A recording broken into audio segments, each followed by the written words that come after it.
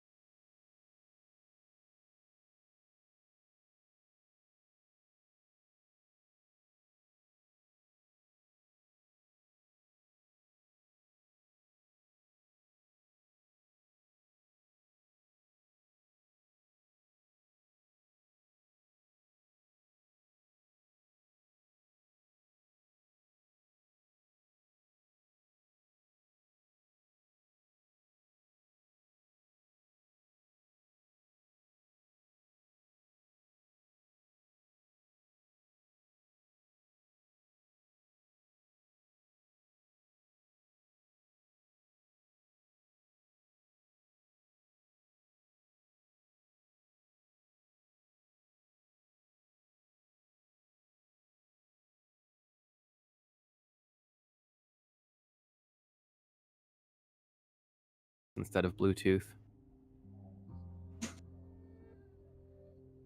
Hey, everybody. I'm going to start in a second. Okay. Back at it again with the white vans. Remember that meme? Damn, Daniel. Back at it again with the white vans. I don't remember the other kid's voice being like that, but that sounds really funny that way. They're both so California. Okay. Anyways. Hey, everybody. Welcome back to another episode of the Nobody's Listening to This Music podcast. I'm Andrew. And I'm Eric. And today we're talking about Phoebe Bridgers' Punisher. Woo! Yeah. So, all right, this is me checking out. I'm just gonna let Eric go for 45 minutes, and then I'll be here back. we go. Not I probably could. Yeah, this one is if the listeners are unaware, I think I talk about Phoebe Bridgers on probably half our episodes now. Right.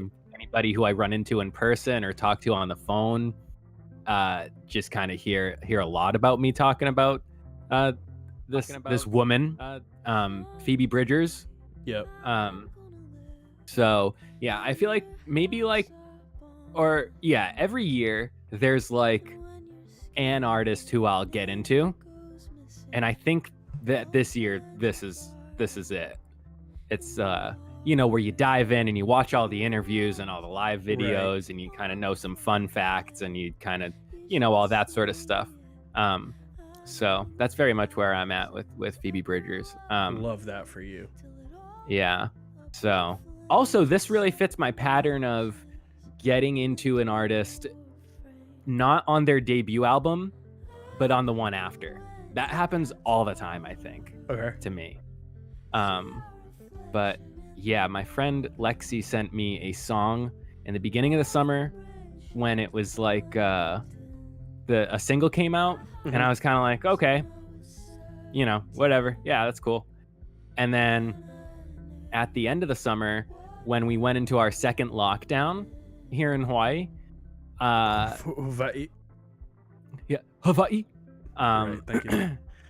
I was at home and we put on she has a Red Rocks set, but I didn't realize it at first, but it was like brand new. Because it had come out like a couple days ago, like a couple days prior. Right, and she was playing to like like an empty Red Rocks. Is that a stadium? Would you call it or venue? Yeah, whatever. It's like an amphitheater, right?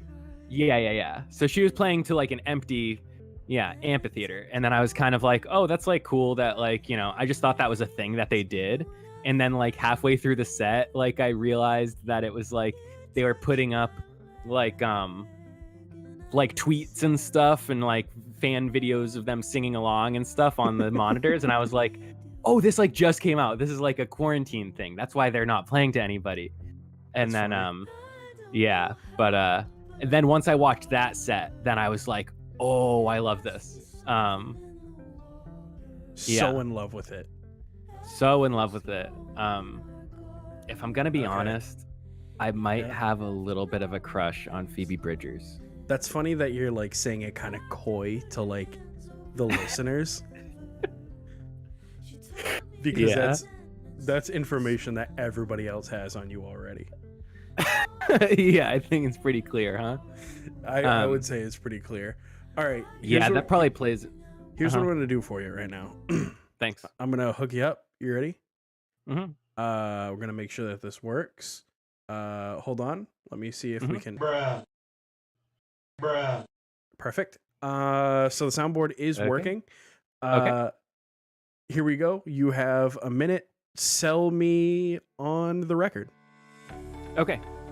All right. So you're probably thinking, hey, I want to listen to something that'll make me cry. And something that's like, kind of produced well and just cool. And this is it. I'm the worst at this sales thing. No, but I think that this album has like a very cool kind of, it's got some ups and downs, it's got some highs and some lows, and The lyrics are, they can be somber or dark or a little bit funny. They're kind of all over the place. Very, you got the singer-songwriter kind of thing. So it's very, just kind of songs that you can get into kind of quick and easy. You can learn to play them. You can sing along. You listen to the words. All that sort of thing. Wow. Did I do a good job? I couldn't have said it any better myself. Cool. Just waiting for the music to fade out. Here we go. Thanks. So now we're on Kyoto here, track 3. I think this is one of the singles because there's like a video. She's played this one on all sorts of late night shows and stuff, which she also has some very creative, live at home type version stuff. You know what I mean? Yep. How people are doing that sort of thing now. But so, at first I wasn't really fully noticing like patterns of like, oh, all of her music is like super quiet. There's not much like drumming. It's kind of just like, whatever. Then I watched like this video about them writing the song and they were like, oh yeah, this one's going to be like at speed and like have drums through the whole song and like, have like a little bit louder guitars and stuff. And I was like, oh, okay. And then, but like, it is sort of interesting. There's like this song and there's one on her last album. What's it called? Motion Sickness. And then I think those are 2 of maybe all or just of a few or maybe just, but with like drums like through a whole song. You know what I mean? Right, like a full band type thing, like guitar, drums, bass, singing. Right, exactly. Where a lot of the stuff is like, and to borrow a term from a guy talking about her on YouTube, calls the drumming in a lot of the stuff orchestral, where it'll kind of just like pop in or pop out or kind of be like, it's just like a drum set, but just, kind of like used a little bit differently and sparingly. Right. Yeah, I didn't, to be honest, if I'm going to be like entirely honest, Please. I didn't recognize that there weren't drums throughout the entire record, like as a whole thing. Right. So that's, knowing about that now, that's pretty interesting. Because I think I heard this song and I was like, oh yeah, I get the rest of the album now. Mm-hmm. And to know that the rest of the album is actually a lot different than this song is pretty interesting. Right, yeah, for sure. I also like that. So, she has an album before this called Stranger in the Alps. Mm-hmm. And that one is a lot more kind of like folksy, more like acoustic guitar, kind of like more traditional singer-songwriter-y stuff to me. Even still like a little bit different and some like wonky chords or weird instruments and stuff. But like this one, I like that this album is like, when somebody just becomes more themselves. So I think that's cool because like there's not a ton of stuff that sounds like all of this, I think, because usually I don't like this kind of thing. You know what I mean? I never really like singer-songwriter music. Cap. Okay. Yeah, call me out. What do I like that's like that? Singer. So we're just talking purely singer-songwriters that you're into? Yeah, sure. Which I'm saying that a lot, and I feel like I just kind of like learned that word like a couple weeks ago what it really means, so I could be fully wrong. Well, glitterer to begin. Okay. Yeah. Wow. That's all okay. Let's go. I only like singer-songwriter music. Let's now. Go a little deeper, a little older. Sure. Postal Service. You're definitely a Postal Service guy. Is that? It's kind of one guy. Hello Goodbye, one guy. Yeah. Okay. Sure. Okay, so I love that stuff. I like love singer-songwriters. You love it. I love a modified singer-songwriter. Just like 1 degree off of, like, I'm not a Howie Day guy, but I love how the first one you go for is Howie Day. That's what I think of when I hear like. Is that the Had a Bad Day guy? I don't think it is, but I forget. I think Collide. Oh, you know, collide. like, Yeah. I got how it. we did. I think. So, so, you know, stuff like that doesn't really get my goat, but but when You also definitely have vibe to Vindicated, oh yeah, big time. and that's But like they're Dashboard Confessional. But Dashboard Confessional is also framed as like an emo band, so it's Yeah, funny I because guess that's so. like the only song I know by them. But like, Vindicated, I am so such a jam. right. Did you hear me put that as the intro song on the movie podcast one day? No, you did that? I did. I forget why. Maybe we talked about Spider-Man 2 or something. That's funny. That's fucking hilarious. That's hilarious that you say that because I recently was jamming to that. And there's plenty of other bands that we like that are bands but are a singer-songwriter. Yeah. Like, okay, so that thesis is out the window that it's new for me, but I guess it is. I guess I do enjoy that sort of thing. you love side projects too, and so many of those are as singer-songwriter projects. Yeah, just like solo-y, side project-y.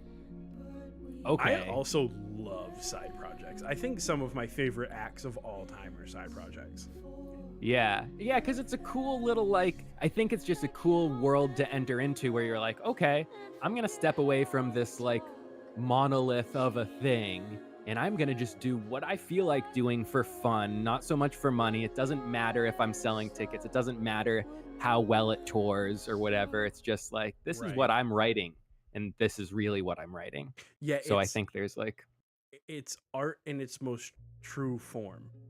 Very much because it's not there's no checks and balances in a side project, generally speaking, because it's normally one guy and or gal who has a like a vision and wants to carry that vision out, right, i.e.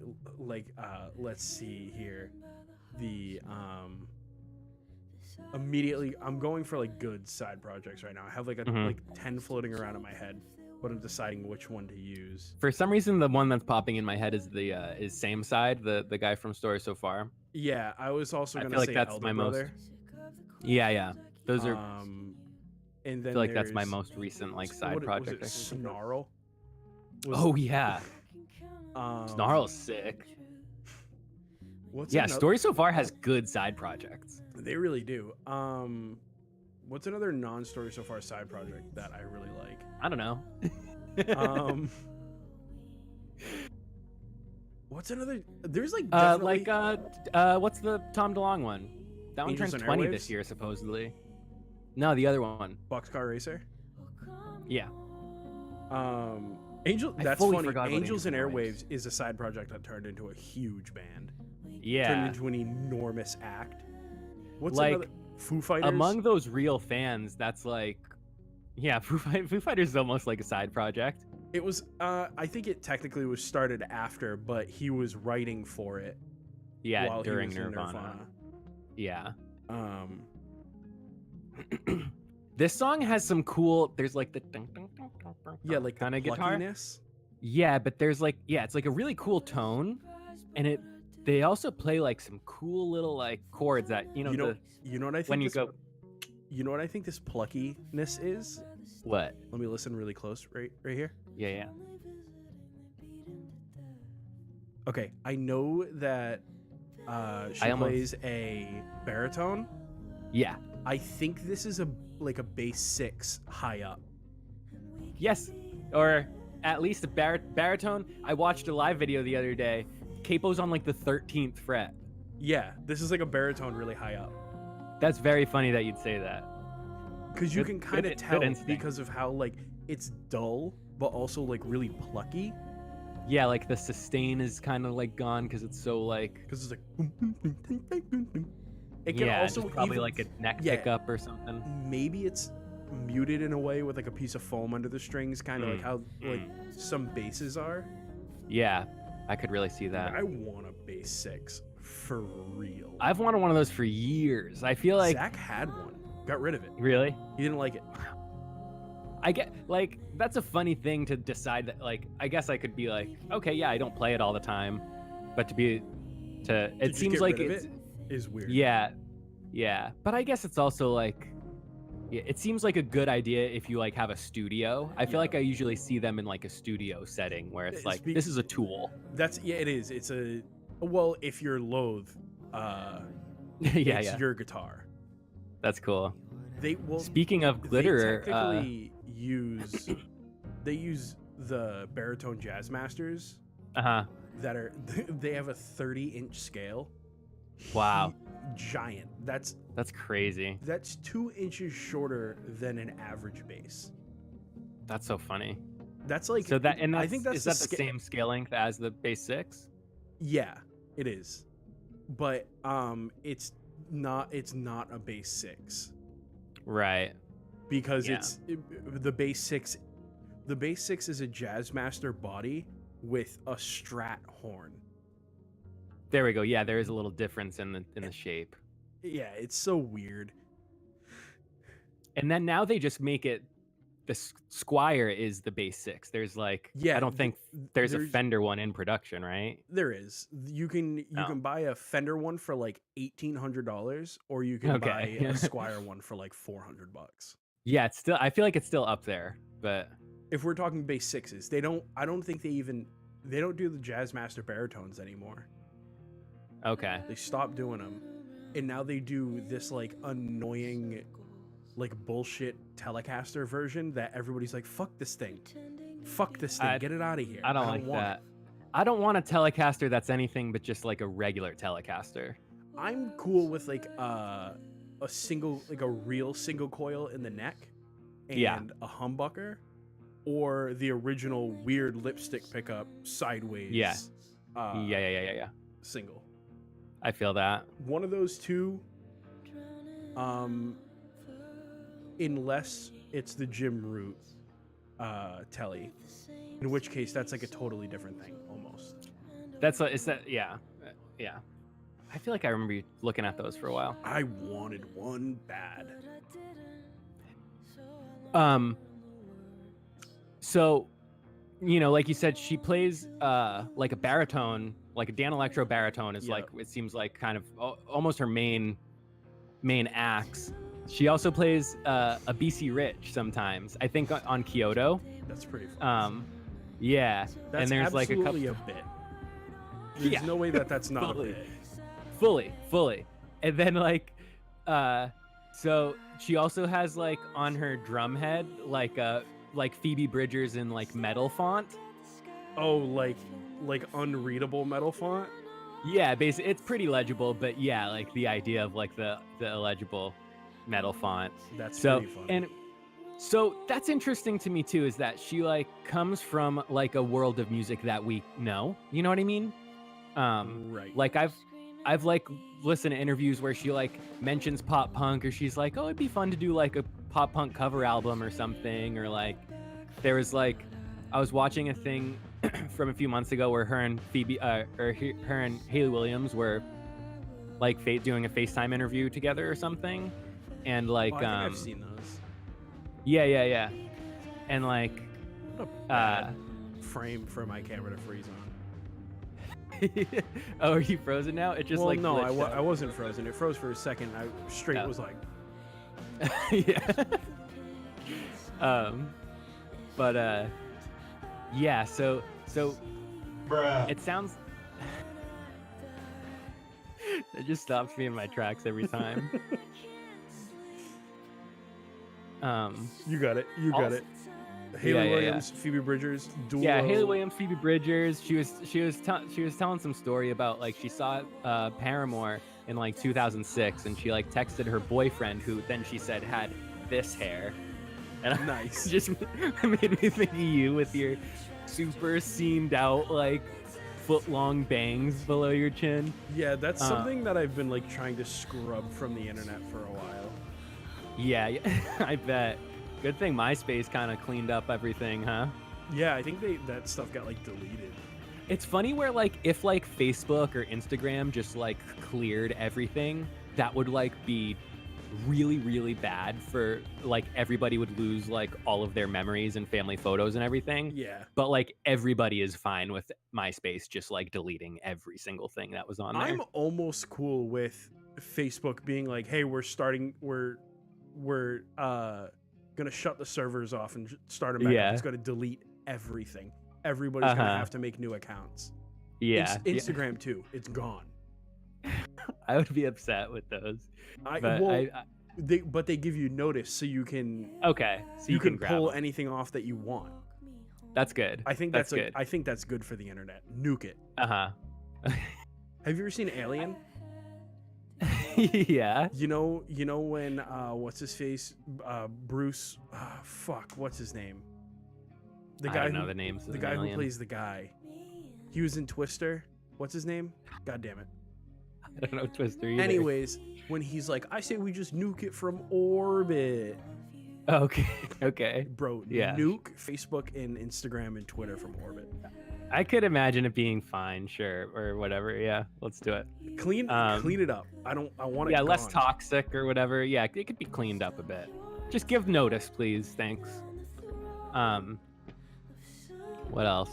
Oh, and then she said she texted this boyfriend and said, this band is really cool. Like, it seems like something you'd like. They're called Paramore.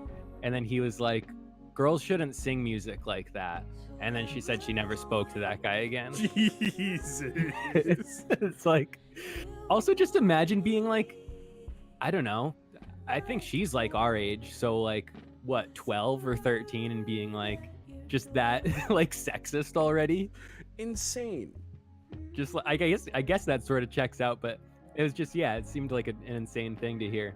It's weird considering everybody at the time when Paramore like started existing, people were like, "Wow, this is the sickest thing. This is so sick."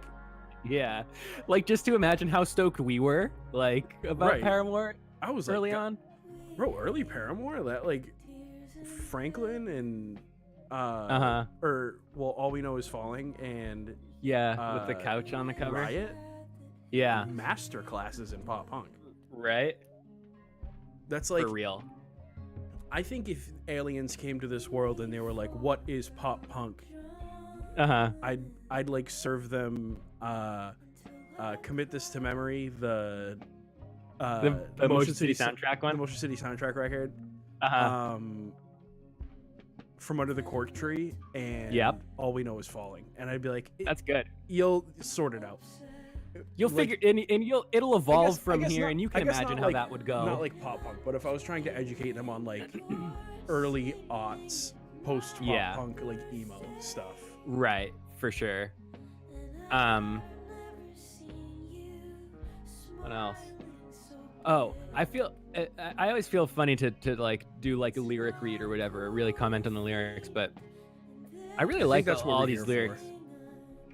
Yeah, I think we're actually supposed to do stuff like that. I think people get really upset with us that we don't really talk about the music. We just kind of talk around it.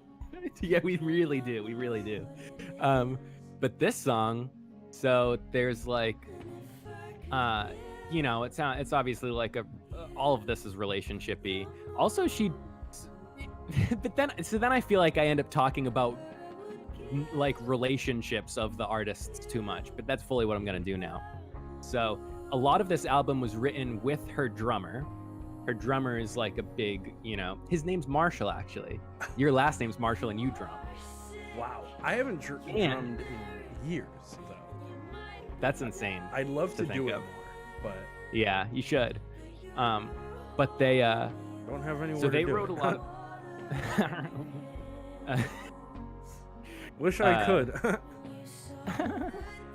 But so they like about dated. It a little bit. Just cutting in, just upset. But they dated, but then they still play together, still write together and stuff, which sounds cool. Toxic or whatever, yeah. And then also, so she dated Ryan Adams. You know Ryan Adams? No, you know Ryan Adams. I'm familiar with Bryan Adams. No, Ryan Adams did like that cover album of the Taylor Swift album. He's got damn. Okay. Well, he's he's like I don't know, like a kind of indie dude. He's like way older, which is weird to me. He's like 20 years older than her. But so that's what the song Motion Sickness is about on the last album. And then on that song that I started explaining all this on, there's a line about like you're sick and you're married, you might be dying. And so she also has a project with Connor Oberst, who is Bright Eyes. You know Bright Eyes? There we go. And so he like was married and had like a brain tumor or something, could have been dying. And there's like some other lines in that song that like reading around on the internet suggest that like they had a thing also, which is interesting to me. But there's not much backup on that. It's just a lot of speculation. It's interesting to out yourself, sort of. Yeah, right. Like that. Like, yeah. But I feel like a lot of her lyrics are very kind of like very showing or like very personal, kind of like. But it makes for good songs, you know, where it's like, oh, I feel like I'm like learning very relatable about this person. Yeah, exactly. Like she's not really like. I'm very much enjoying the album cover for this. It took me a while to figure out like what it was exactly. It's really cool. This is what I bet it is. This is either incredible, like the lighting was done like so good with a red spotlight. Yeah. Or this is like has to be photoshopped. I think it looks pretty real to me, but yeah, maybe just like the sky. I don't know. Yeah, I'd love to see it behind the scenes. The sky looks like there's no light pollution in the sky. Like no, yeah, she's like fully out in the desert in this. There's like other photos like where she's like in the woods with the red light too. So I bet it's, well, obviously they used a real red light, but yeah, I bet this is like supposed to be like aliens because she has songs about aliens. So it's almost like being abducted by aliens. Interesting. Yeah, no, I really like the album cover. I like the color separation. Yeah, very cool. Looks really good. Super cool. This is something I'd see somebody made in 3D and go, wow. Dude, you should make it in 3D. That'd be really tough, and I don't know if I'm ready for that. Yeah, someday. There's too many like little rocks and bushes on the ground. Yeah. It'd be a lot of tracing. It'd be a big tracing project. Well, I'd have to like buy rocks. Oh, gotcha. That's so interesting. I have that last song. I have rock textures I could definitely use, but like I don't have like rocks. I'd have to model every single rock and then like paint it with a texture. Yeah. Well, that makes sense to me. Add it. Or yeah, sorry. No, well. That last song, Savior Complex. I wouldn't expect for you to know about 3D. No. Anybody that's watching this video eventually, just know that I made all the scenes in 3D.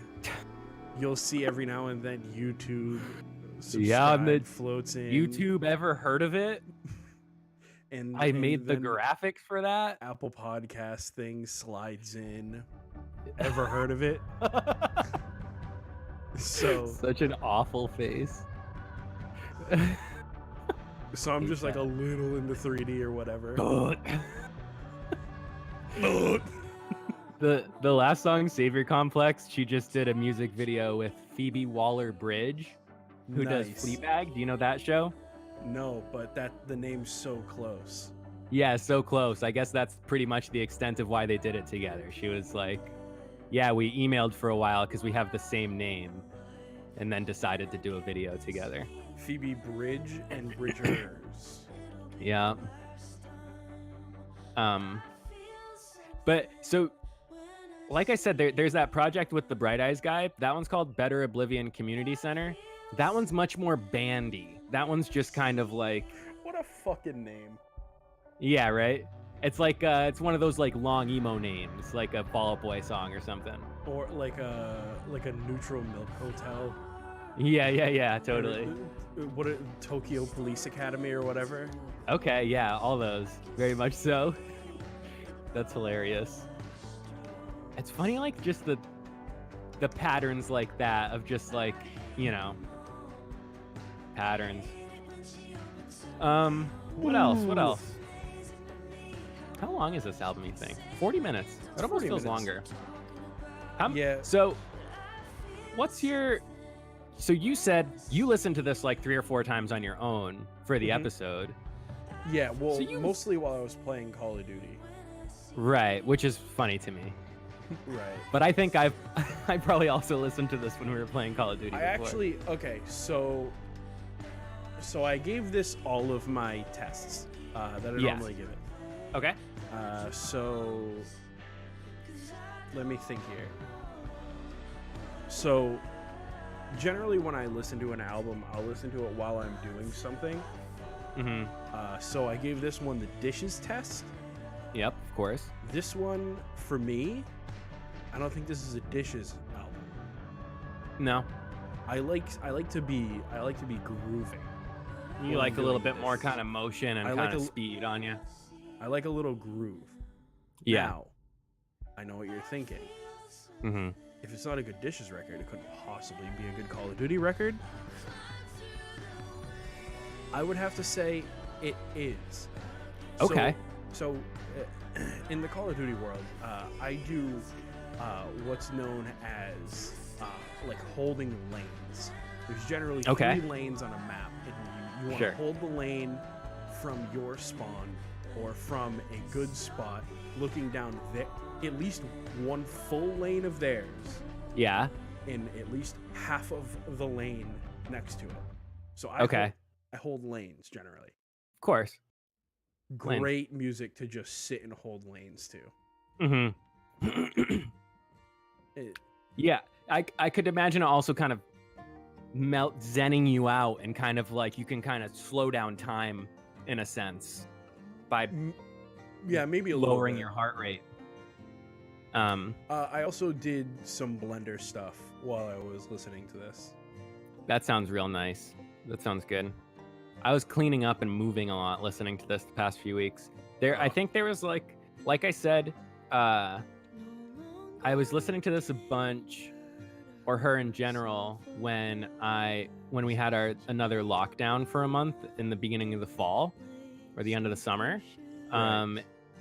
And then I've been like moving the past few weeks. I think it's just when I'm bummed out that I'm like, all right, this is so good. I love this so much. Yeah,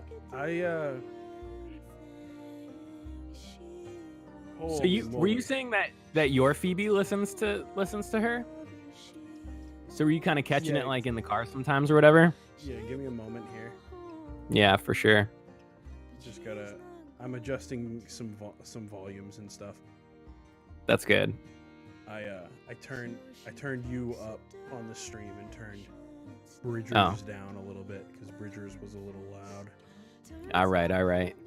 So, anyways, yeah, I think you said something about it, right? Yeah. On one of the more recent... The Taylor Swift episode.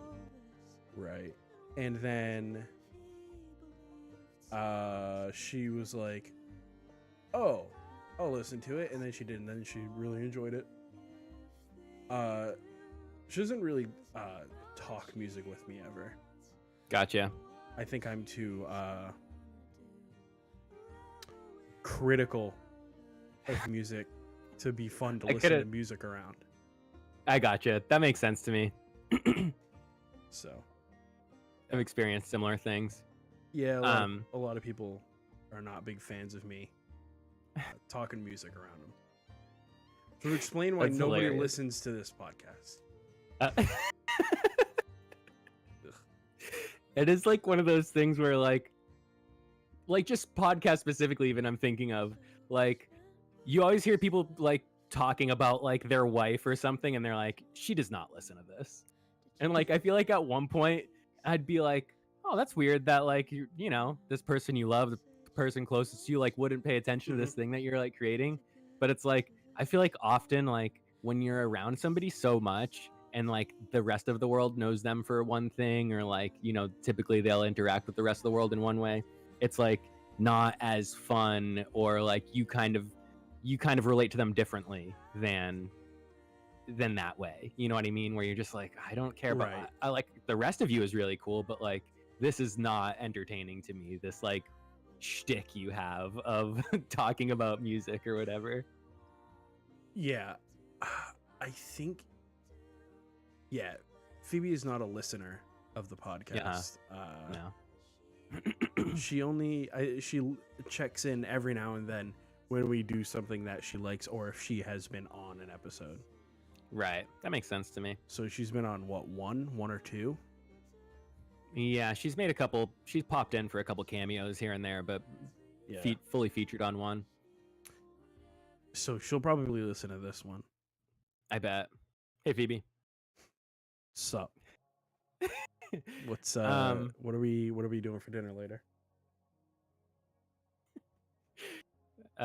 This is the ender, the closer here. Pushing 6 minutes.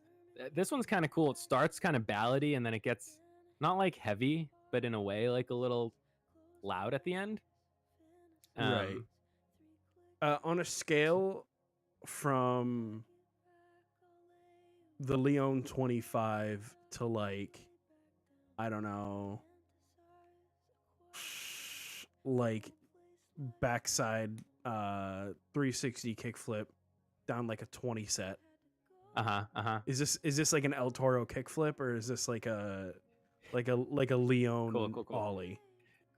This is closer to this is I fully didn't know what you meant by Leon at first. Now I can picture it. There's like that crazy set of stairs in France. Yeah, it's that like that dude it's like Jaws ollies, right? Yeah, it's like 25 stairs or something. Yeah, his skateboard like explodes the first couple of times he does it. Yeah, he's wearing gloves so he doesn't like rip his skin off when his hands touch the ground or something.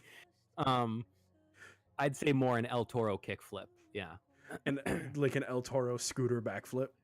Yeah, you're kind of like, that was sick. Did you see that kid that did that?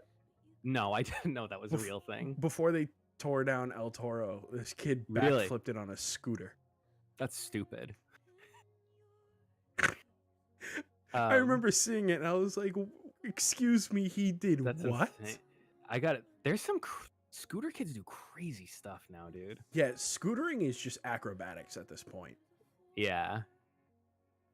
There's no like doing a bar spin is just like they don't care about that anymore. You know what? I just remembered I had a dream that I forget what type of vehicle it was, whether it was a scooter or a bike. It could have even been like a straight up dirt bike, but I was doing like tail whips. Like one of my dreams in life is to just do tail whips. Yeah, it seems cool. It seems fun to just be like on a bike and just be like. Maybe what is it when you have the handlebars, but you spin the bike under you and then sit on it again? You catch it. That's not a tail whip, is it? I don't know what that is. Is that a bar? That's not a bar. I don't know, but that's what I was doing in my dreams. I was like, oh, I can do this. Yeah, that's kind of crazy. With this triumphant music here, I can do tail whips. I don't know I can do bar spins. Yeah. Because I want to say the tail whip is the thing where you just kind of like. Yeah, you kind of just whip. You kind of just. You know what's funny? Just like I said, they're like this triumphant music, and it sounds very like victorious, but it's also just like really doomy. Doomer. It's just the end is okay, here. Doomer. Nice. That's sick. Phoebe Bridgers also has a record label now with only one artist on it, but is that Dead Oceans or is that no, that's the one she's on, but her label seems to be an imprint label on Dead Oceans. Called Saddest Factory. Nice, dude. Yeah, right? So trying to get on there.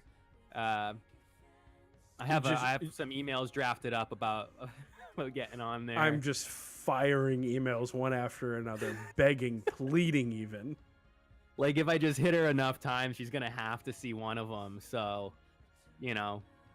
throw enough at a wall. What else? She also was trying to be a marine biologist, which I did for a little bit, Right. and loves the Beatles. So, we got all that in common. Is this just you doing like a separate, like, what is it? What's the word that I'm looking for? Match.com bio for you right now? Yeah, for sure. Just listing off all our compatibilities. Yeah. So she like plays guitar or whatever, and I do that too. I do that. I'm also pretty quirky or whatever, so. Yeah, we both kind of liked pop punk in like middle school. Yeah, like, so she has a label, I have a band. Just all that stuff. Like, we're trying to get signed, but if like all I can get out of it is like a date or whatever, like I'll take that, I guess. Yeah, that's chill. Like, we'll just a sit down. I just want to sit down. I'll settle for a sit down. Settle for? Way more than I need to be given. I'll settle for it. I'll settle for it, I guess. That's hilarious. That's that album. Yeah, the album is over. Yeah, so, that was one that I've wanted to do for a while. I've kind of paced it out because sometimes this is a very me one, I think. Right. So, it's for me. Whoa, this is crazy. I don't know What's if that? YouTube heard us talking about it, but if you go in the recommended videos right under our live stream, it's the Red Rocks. Really? Yeah. That's very interesting. Oh, I guess because it's titled Phoebe Bridgers, probably. Right. That makes sense. And it's pretty recent. Yeah. But for, in the spirit of the podcast, if you're a listener who is, just hearing this for the first time, hearing Phoebe Bridgers for the first time, and you're like, oh, that's fine. You should watch the Red Rock set. It was very good. And I think there's like a decent amount from a few albums and stuff. Uncle Dave says her videos are weird and cool. Very much so. She has cool videos and weird videos. Nice. Especially on this new album. Dave always showing up for the live streams. He must have the alerts on. I don't know I think I told you this, but I made Dave a mod. That's why he's got the little wrench. The wrench, yeah, that's sick. That's cool. So you can boot people if they're getting too rowdy in the comments. Yeah, Dave's the live stream chat police. Yeah, good. Yeah, sick. Yeah, I don't know what I'm gonna give you. Okay, one of those. What are we? Let's talk this one out. Let's. Okay, yeah, let's do it. What are we thinking here? You want me to give myself an album? Are we thinking like? Are we thinking?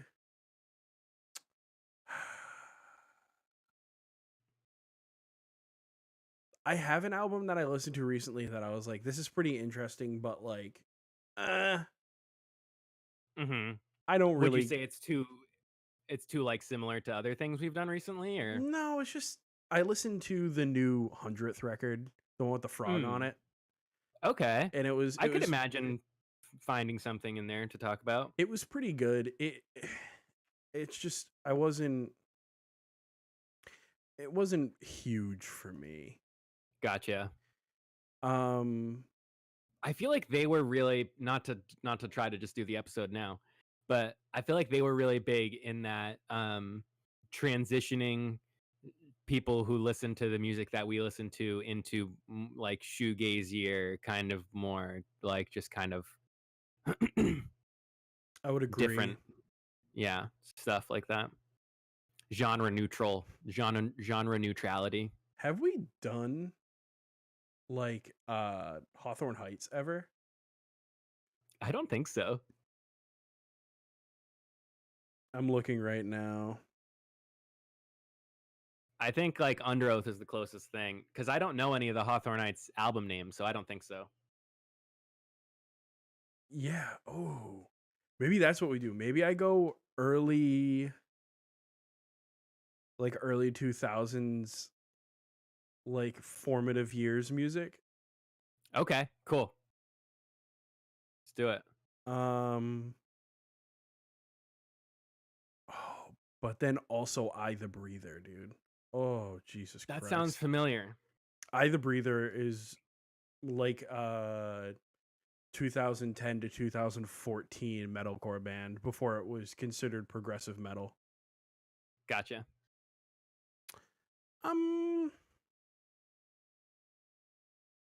Yeah. Let's do it. We're going to do Hawthorne Heights. Okay. But I have to find the album that I want to do. Okay, cool. Sounds good. I yeah, I don't think I've ever listened to a full Hawthorne Heights album. That's one of those that I just kind of vaguely know from you being into them or just watching music videos at your dad's house. Right.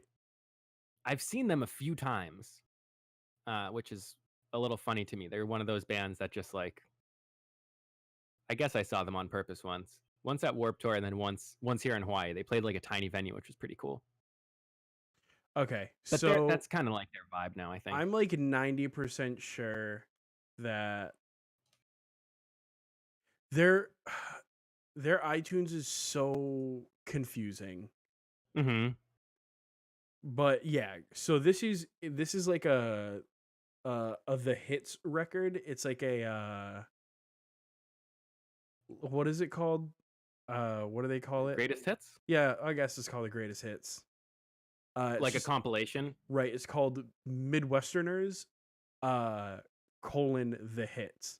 And it's just kind of like all the good stuff they did. Okay, that's kind of cool. We haven't done like a compilation or greatest hits album because yet. I don't think we need to like dwell on generally we don't do like greatest hits records because if we ever want to revisit the band, we have nothing new to talk about. But I don't really ever see us revisiting Hawthorne Heights. Maybe if they put out a new record, which is probably not going to happen.